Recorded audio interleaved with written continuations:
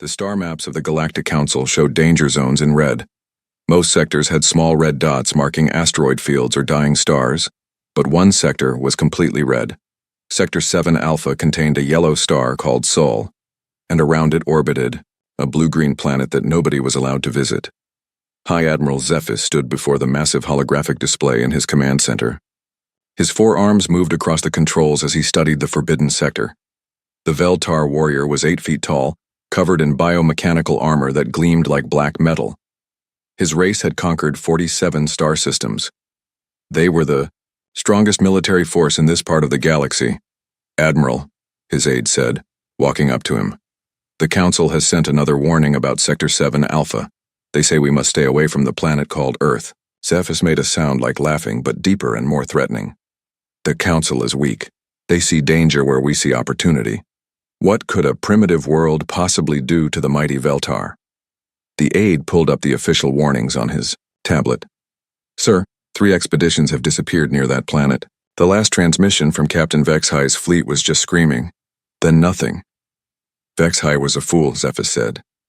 He waved one of his arms and the display zoomed in on Earth. "Look at this world. No energy shields around the planet. No massive defense stations. These humans still use chemical rockets to leave their atmosphere. They are barely more advanced than the primitive species we conquered on Nextor." The automated warning systems kicked in as they looked at Earth's data. A mechanical voice spoke in the common galactic language.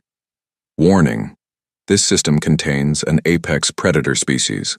All ships must maintain distance of 50 light-years minimum. Approach prohibited by Council Directive 2847. Violation punishable by exile to the dark regions." Zephys turned off the warning with an angry gesture. "Apex predators? These humans fight each other with projectile weapons. They have not even learned to harness quantum energy properly. The Council spreads these lies to keep the valuable resources of Earth for themselves." His aide looked nervous. "But sir, the warnings come from 17 different species. Even the Hive Queens agree that—" "The Hive Queens are insects," Zephys interrupted. "They fear everything that moves. And the other species? They are jealous of Veltar's strength. They want to stop us from claiming the riches of this untouched world." Zephys walked to the viewing window of his flagship. Outside, the Veltar fleet floated in perfect formation. 12 massive dreadnoughts, each one capable of destroying a small moon. 48 frigates armed with plasma cannons and quantum torpedoes.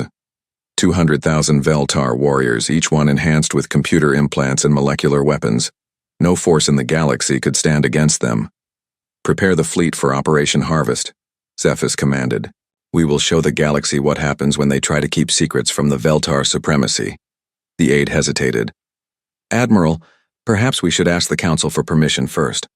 The penalties for entering the Forbidden Zone are—" Zephys grabbed the smaller alien with 2 of his arms and lifted him off the ground. "The Council serves us, not the other way around. We took their precious trade routes. We conquered their strongest allies. Now we will take this mysterious Earth and prove that the Veltar fear nothing." He dropped the aide and activated the fleet communication system. His voice boomed across 200 ships. "Warriors of the Supremacy. For too long, the weak Council has told us where we can and cannot go. They claim a primitive world is too dangerous for us to visit. Today we prove them wrong. Today we claim Earth for the glory of the Veltar." The response was immediate.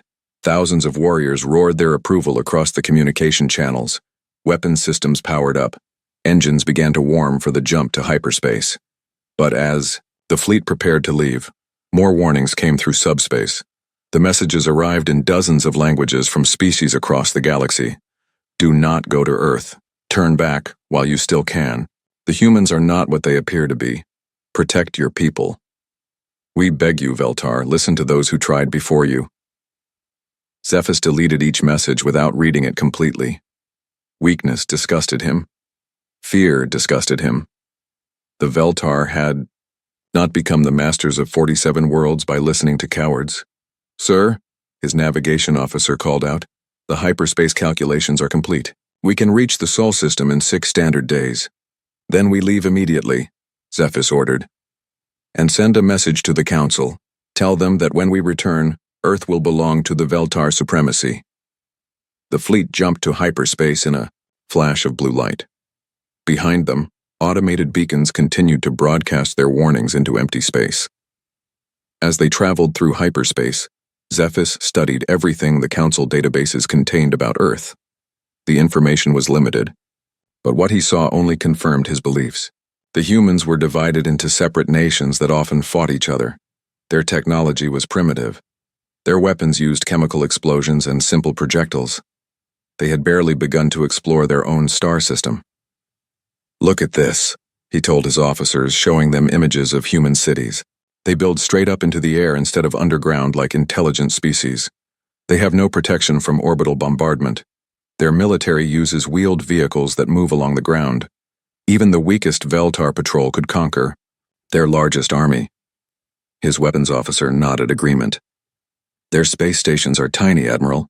Our smallest frigate carries more firepower than their entire orbital infrastructure.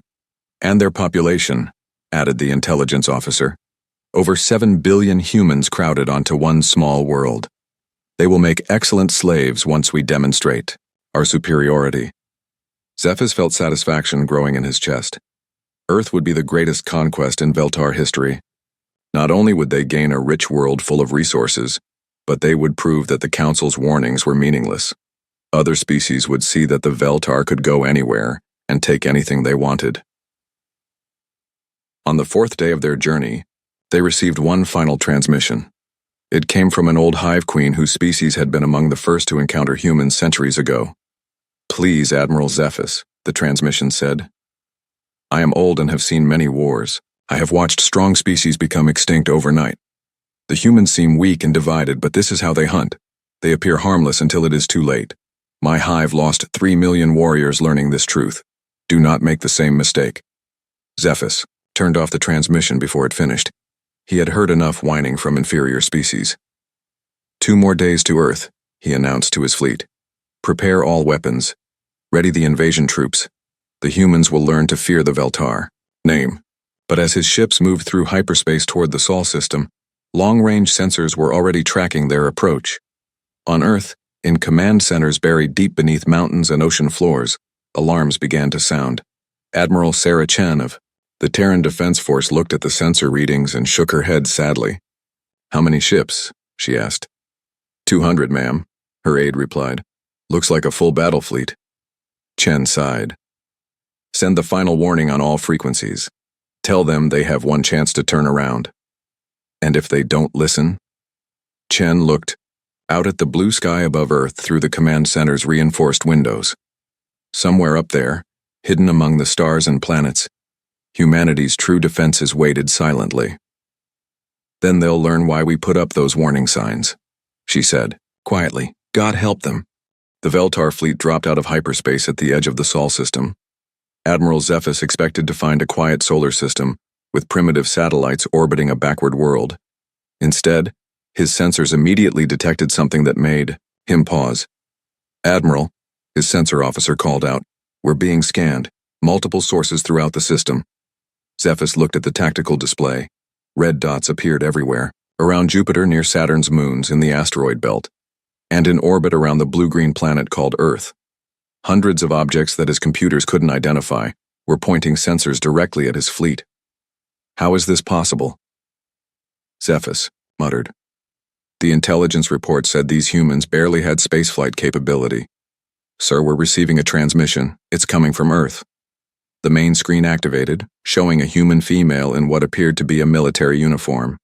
She had short gray hair and cold blue eyes that seemed to look right through Zephys. When she spoke, her voice was calm but carried an edge of steel. "I am Admiral Sarah Chen of the Terran Defense Force. You have entered a restricted system despite multiple warnings. This is your final opportunity to leave peacefully. Turn your ships around and go home."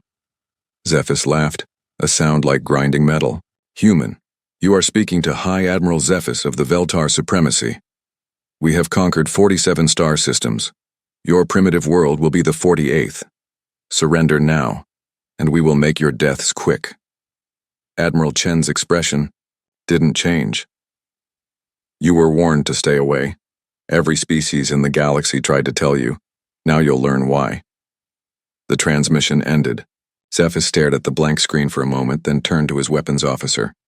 "Destroy their largest moon, Show these humans what real power looks like. Sir, which weapon should we use? The quantum disruptor. Let them watch their moon turn to dust. The flagship's main weapon charged up, building energy that could tear apart the molecular structure of anything it hit. The beam lanced out across space toward Earth's moon. For a moment, Zephys smiled. No species had ever seen their homeworld's moon destroyed and continued to resist, but the beam never reached its target. Something intercepted it halfway there. A field of energy appeared in space, absorbing the quantum disruptor blast completely. The moon continued to orbit Earth as if nothing had happened. Impossible, Zephys whispered. No known technology can stop a quantum disruptor. Admiral, his sensor officer's voice was shaking. I'm detecting energy buildups throughout the system. Whatever they're using to defend themselves, it's bigger than anything in our databases. Before Zephys could respond, space around his fleet erupted in motion. Objects that his sensors had mistaken for asteroids suddenly came to life. What he had thought were natural formations were actually camouflaged weapons platforms. Incoming projectiles, the tactical officer shouted. But these weren't the primitive missiles Zephys expected. The objects moving toward his fleet were traveling at impossible speeds. His computers calculated their velocity and returned numbers that made no sense. Sir, those projectiles are moving at 15% of light speed. That's not possible with chemical propulsion. The first projectile hit the frigate VTS Dominator. The tungsten rod, no bigger than a telephone pole, punched through the ship's quantum shields like they weren't there. It tore through the hull, through the engine room, through the reactor, and out the other side. The frigate exploded in a ball of plasma that lit up the darkness, but the projectile kept going. It hit the cruiser VTS Annihilator next, then the destroyer VTS Subjugator, then finally came to rest buried deep in the hull of a dreadnought. 4 ships destroyed by a single piece of metal. Return fire, Zephys screamed. All weapons, destroy everything. The Veltar fleet opened up with everything they had. Plasma cannons, quantum torpedoes, molecular disruptors, and gravity bombs filled space with deadly energy. For a moment, Zephys thought they had the advantage. His weapons were the most advanced in the galaxy. Then the humans replied, space filled with projectiles moving at incredible speeds. But these weren't just metal rods. Some were streams of ball bearings that tore through Veltar hulls like cosmic shotgun blasts. Others were asteroids that had been hollowed out and packed with fusion bombs, guided by computer systems more advanced than anything the Veltar possessed. They're using kinetic weapons, his science officer reported in amazement. Pure kinetic energy at relativistic speeds. They've turned simple physics into the most deadly weapons in the galaxy. A new type of weapon appeared on the sensors. Something was pulling at the fabric of space itself near 3 of his frigates. The ships began to stretch and distort as an artificial gravity field tore them apart at the molecular level. They have gravity weapons, the science officer whispered. They're using black holes as ammunition. But what horrified Zephys most wasn't the technology, it was the psychology behind it. The humans weren't just fighting to win. They were fighting to send a message. Every weapon they used was designed to be as terrifying as possible. When Veltar warriors tried to board human ships, they found crews who had rigged their own vessels to explode rather than be captured. Human pilots rammed their small fighters into Veltar dreadnoughts while singing something their translators couldn't properly interpret. The communication channels filled with sounds the Veltar had never heard before. Human crews were broadcasting the screams of dying Veltar warriors, mixed with what sounded like primitive war songs and battle cries. The psychological effect was devastating. Veltar soldiers enhanced with fear suppression implants began to panic. Admiral, his communications officer called out, we're losing ships faster than we can count them. The humans are using weapons we've never seen before. They're hacking our systems and turning our own guns against us. On the tactical display, red dots representing Veltar ships were disappearing one by one. The humans weren't just fighting them. They were hunting them down with systematic precision. Captain Marcus Rodriguez of the TDFS Defiant found his ship surrounded by 5 Veltar frigates. His engines were damaged, his weapons were nearly out of ammunition, and Veltar warriors were cutting through his hull. Rodriguez looked at his crew and made a decision that would echo across the galaxy. Set the reactor to overload, he ordered calmly. All hands, it's been an honor serving with you. His communications officer opened a channel to Earth. Tell my kids Daddy kept the monsters away, Rodriguez said. Then he activated the self-destruct. The explosion vaporized all 5 Veltar frigates and sent a shockwave that damaged 3 more ships. But what shook Zephys to his core wasn't the destruction. It was the fact that the human had smiled as he did it. These humans are insane, his tactical officer whispered. They fight like animals backed into a corner. No, Zephys said slowly, understanding beginning to dawn on him. They fight like apex predators protecting their territory. On the tactical display, more than half his fleet was gone. The survivors were scattered across the system, being hunted down by human ships that seemed to appear from nowhere. His mighty invasion force was being systematically destroyed by a species he had thought was primitive. Admiral, his aide said, quietly, perhaps we should consider retreat. Zephys looked at the carnage on his screens. The humans had weapons that defied everything the Veltar knew about physics. They had tactics that turned every piece of space debris into a weapon. They had a psychology that made them prefer death to defeat, but retreat would mean admitting that the mighty Veltar had been beaten by a species that still used chemical rockets. It would mean the end of the supremacy's reputation as an unstoppable force. No, Zephys said firmly. We continue to Earth.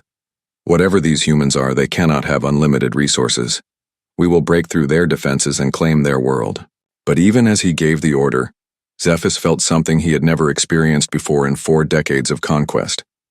For the first time in his life, the High Admiral of the Veltar supremacy was afraid, and they hadn't even reached Earth yet.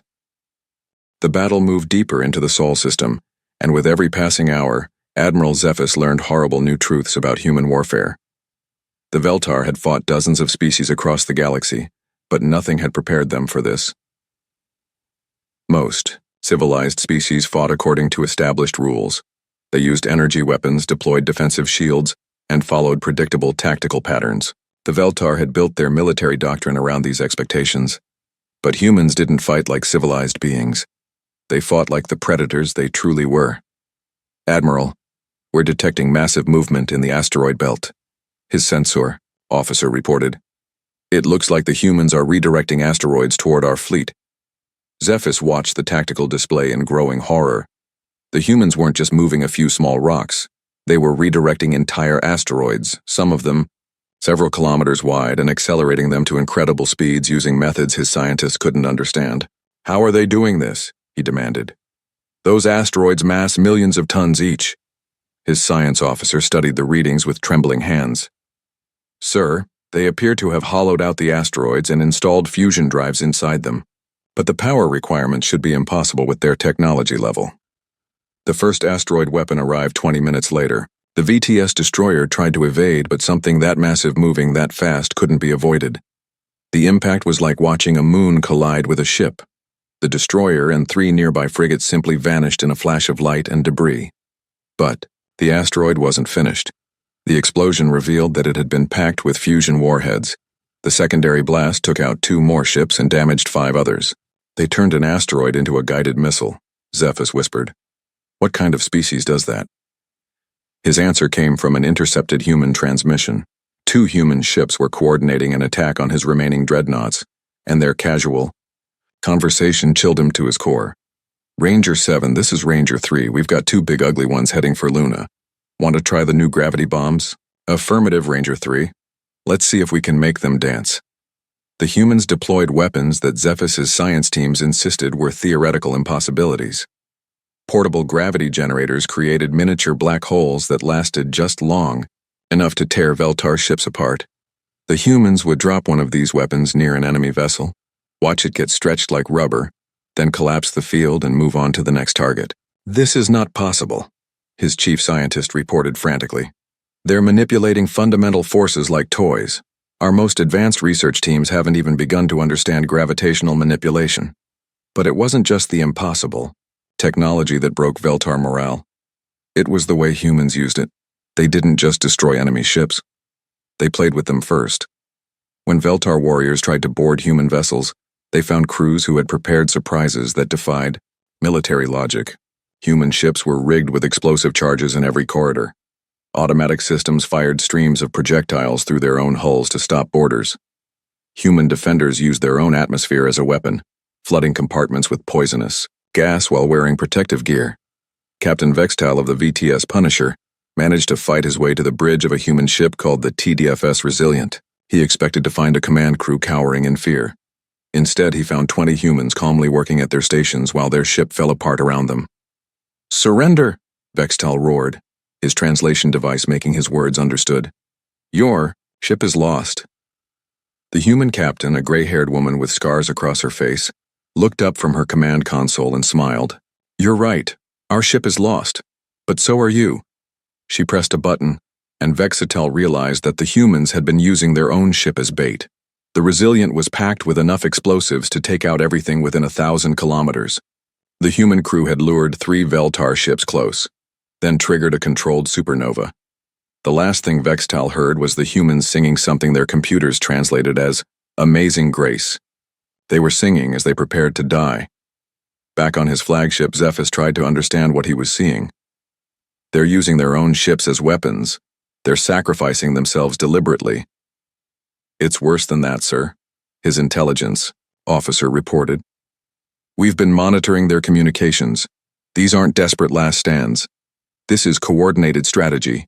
They call it acceptable losses. And they've calculated exactly how many of their own people they're willing to sacrifice to stop us." The tactical display showed the horrible mathematics of human warfare. For every Veltar ship destroyed, the humans were willing to lose 2 of their own. But human ships were smaller and had smaller crews. The exchange rate was devastating for the Veltar. "They're treating this like a business transaction," Zephys said in amazement. "They've decided that stopping us is worth a specific price in human lives, and they're paying it without hesitation." More intercepted transmissions revealed the true scope of human coordination. Unlike the Veltar, who fought as a single unified force, humans seemed to come from different nations and organizations, but instead of weakening them, this diversity made them stronger. "Attention all vessels, this is Admiral Chen. Russian kinetic platforms are reporting ammunition low. Japanese quantum computers are redirecting targeting to European laser batteries. Australian crews are standing by for ramming actions." Zephys realized that the entire human species had united against his invasion. Every nation, every organization, every individual human had become part of a single war machine focused on one goal: stopping the Veltar. "Sir," his communications officer called out, "we're receiving tactical data from our remaining ships. The humans aren't just fighting us, they're studying us. Every time we use a weapon, they adapt. Every time we try a new tactic, they counter it within minutes." The humans had turned the battle into a laboratory. They were learning from every engagement, sharing information instantly across their entire fleet, and developing countermeasures in real time. When the Veltar used quantum disruptors, the humans deployed quantum field generators. When Veltar ships tried to use stealth technology, human sensors adapted to new detection methods. But the most terrifying aspect of human warfare wasn't their technology or tactics. It was their psychology. Intercepted human communications revealed that they weren't fighting with the cold efficiency of a military machine. They were fighting with the passionate fury of a species defending its young. "This is Sergeant Williams in Delta Company. My daughter asked me to bring her back a star from space. I'm going to rip one off that big ship over there." "Pilot Chen here. My grandmother survived the Beijing bombing in the last war. She told me never to let anyone hurt our family again. Today, humanity is my family." Engineering Chief Rodriguez reporting. "My nephew wants to be an astronaut when he grows up. These aliens are not going to take his future away." Every human seemed to have personal reasons for fighting that went beyond military duty. They fought for their children, their families, their hopes for the future. This made them unpredictable and absolutely ruthless. When ammunition ran low, human crews used pieces of their own ships as projectiles. When weapons failed, they rammed enemy vessels while broadcasting messages to their families. When all seemed lost, they smiled and sang and died in ways that traumatized Veltar warriors, who had conquered dozens of worlds. "Admiral," his aide said quietly, "we've lost 70% of the fleet. The surviving ships are scattered across the system. Our warriors are requesting permission to retreat." Zephys looked at the tactical display, red dots representing his ships were disappearing faster than his computers could track. The humans had weapons that violated known physics, tactics that defied military logic, and a psychology that turned every individual into a willing sacrifice for the whole. But retreat was still impossible. The Veltar supremacy's reputation depended on victory. If word spread that humans had defeated them, every species in the galaxy would see the Veltar as weak. Their empire would collapse within years. "We continue to Earth," Zephys ordered. "Ready the planet-killer weapons. If we cannot conquer this world, we will destroy it completely." But even as he gave the order, Zephys felt a cold certainty growing in his chest. He had thought he was fighting primitive humans with simple technology. Instead, he had discovered the most dangerous military force in the galaxy, a species that had spent centuries preparing for exactly this type of invasion. The humans hadn't just built weapons, they had built a philosophy of warfare that turned every disadvantage into an advantage, every defeat into a victory, and every death into inspiration for the survivors. And he was about to learn what they had prepared for his final, desperate gambit. As the surviving Veltar ships limped toward Earth, Admiral Zephys discovered that everything he thought he knew about the human homeworld was wrong. The planet that had seemed defenseless from a distance was actually the most heavily fortified world in galactic history. "Admiral," his sensor officer called out, voice shaking. "You need to see this. The moon. It's not natural." The tactical display zoomed in on Earth's satellite. What had appeared to be a normal rocky moon was revealing its true nature as the Veltar fleet approached. Massive sections of the lunar surface were sliding away, revealing weapons that made Zephys's blood run cold. "Those are dark matter cannons," his science officer whispered. "Concentrated dark matter beams. They could erase matter at the quantum level." The moon opened fire. Beams of pure nothingness lanced out from hidden weapons bays, and wherever they touched Veltar ships, those ships simply stopped existing. Not destroyed, not vaporized, but completely removed from reality as if they had never been built. The frigate VTS Vengeance took a direct hit from a dark matter beam. For a split second, the ship was there. Then it wasn't. The space where it had been floating was completely empty, without even debris to mark its passing. "How many weapons are on that moon?" Zephys demanded. His tactical computer ran calculations and returned numbers that seemed impossible. "Sir, the entire moon appears to be hollow. It's not a natural satellite. It's a weapons platform the size of a small world." But Luna Base was just the beginning. As the Veltar fleet moved closer to Earth, the planet revealed defense systems that defied every assumption about human technology. Massive structures rose from Earth's surface like metal mountains. Space elevators, his computer identified them. But these weren't simple transportation systems. They were launch tubes for weapons that turned the planet itself into a gun. "Incoming projectiles from the surface," the sensor officer reported. Thousands of them. Earth's space elevators fired streams of projectiles in continuous volleys. Metal rods, fusion warheads, and stranger weapons rose from the planet's surface at impossible speeds. The electromagnetic launch systems accelerated them to significant fractions of light speed before they even left the atmosphere. "They've turned their entire planet into a fortress," Zephys realized. "Every city, every installation, every piece of infrastructure is part of their defense network." Admiral Chen's voice crackled over the communication system.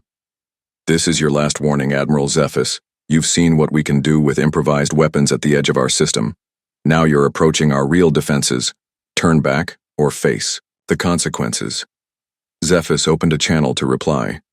"Human, you cannot possibly defend an entire planet against planet-killer weapons. We have antimatter bombs that can crack worlds in half."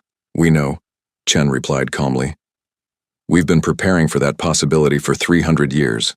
The transmission cut off, and suddenly Zephys understood the true horror of his situation. The humans hadn't just built weapons to fight invaders. They had studied every recorded alien invasion in galactic history and prepared specific countermeasures for each type of attack. "Sir," his intelligence officer reported, "we're detecting massive energy buildups throughout the system." "Whatever the humans are preparing, it's drawing power from their star itself."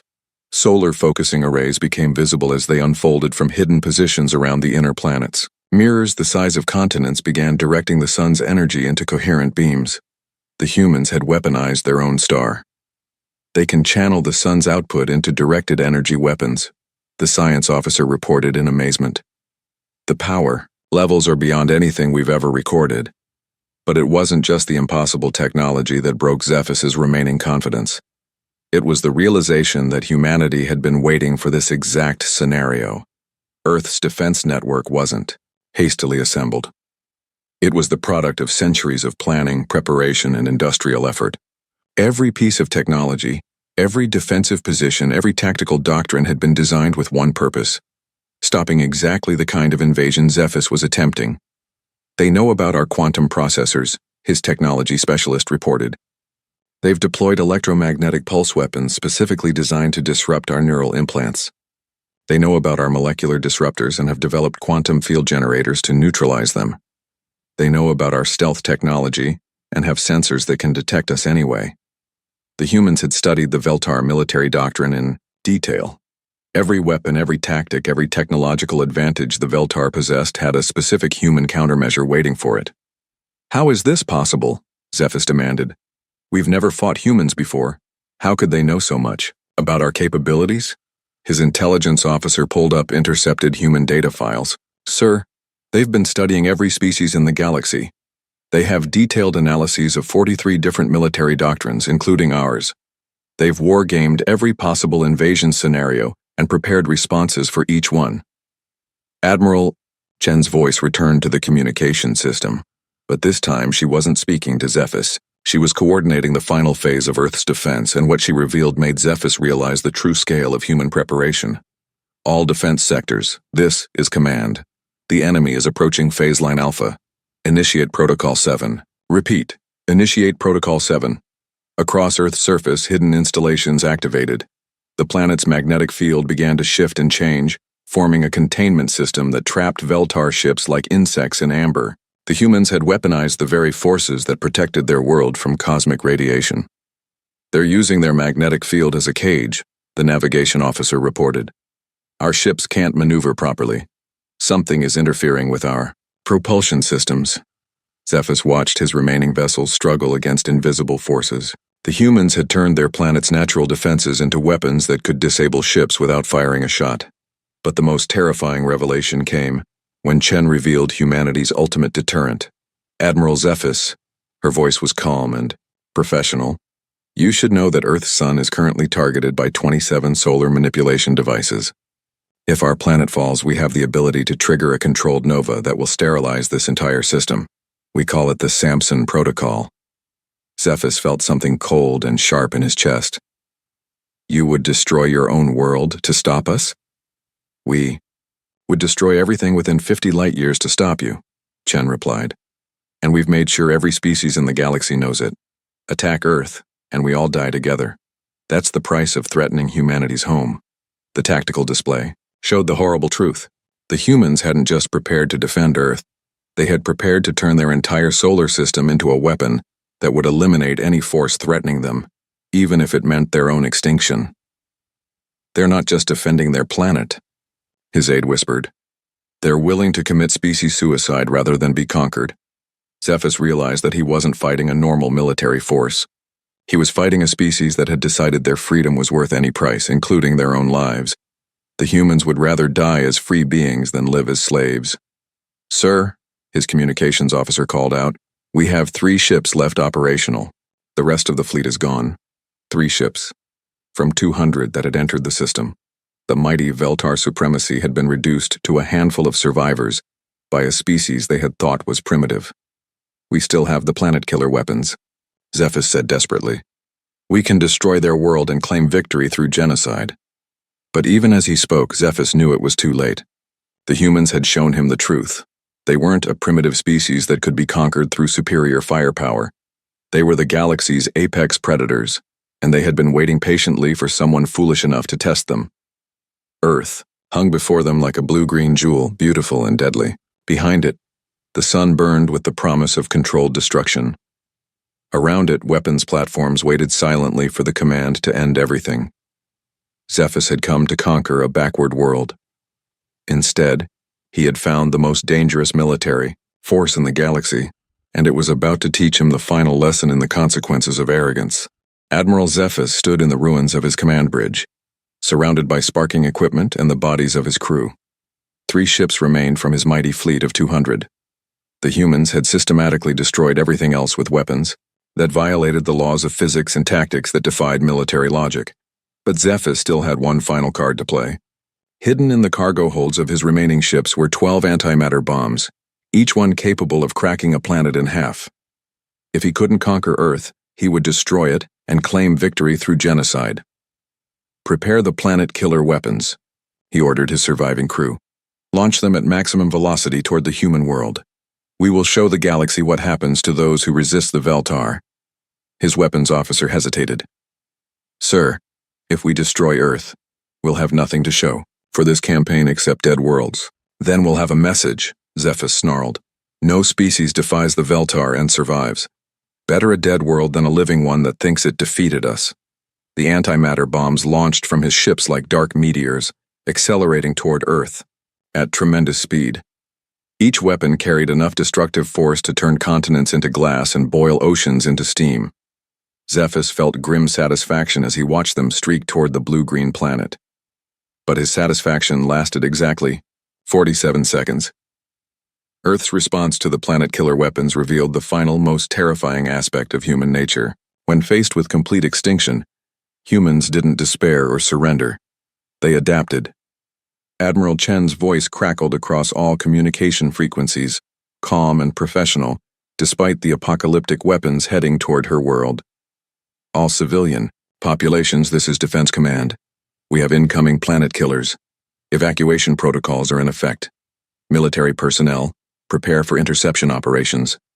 Across Earth's surface, massive dome structures rose from hidden underground positions. Entire cities disappeared beneath protective shields that could withstand the heat of stars. The humans had prepared for this exact scenario. But the domes weren't their real defense against the antimatter bombs. That came from an entirely different direction. "Launch the volunteers," Chen ordered. From bases on Earth, Luna, and Mars, small, one-person ships began launching toward the incoming weapons. These weren't military vessels armed with advanced weapons. They were simple interceptors with just enough fuel to reach the antimatter bombs and basic communication equipment. Zephyrus watched in growing horror as he realized what the humans were doing. "They're sending pilots to ram our weapons. They're using manned spacecraft as interceptors." "Sir," his communications officer called out, "we're receiving transmissions from the interceptor pilots." The voice that came through the speakers belonged to a young human male, calm and determined despite flying toward certain death. "This is Lieutenant Jake Morrison in Interceptor 7. I can see the big ugly bomb heading for New York. That's where my sister lives." "Not today, alien, not today." The interceptor ship, barely larger than a fighter craft, rammed into the antimatter bomb at tremendous speed. The collision triggered a controlled detonation far from Earth, lighting up space like a small sun. Lieutenant Morrison and his ship vanished in the explosion, but his sacrifice had saved millions of lives. More voices joined the communications channels as other interceptor pilots approached their targets. "This is Captain Sarah Kim. My parents live in Seoul. See you in the next life, aliens. Pilot Chen here. My daughter just started school yesterday. She's going to get the chance to graduate. This is Commander Rodriguez. For Earth, for humanity, for the future." One by one, human pilots flew their ships into antimatter bombs, triggering controlled detonations that lit up the solar system. Each pilot knew they wouldn't survive, yet hundreds volunteered. Their final transmissions revealed the psychology that made humans the most dangerous species in the galaxy. They weren't just fighting for military victory.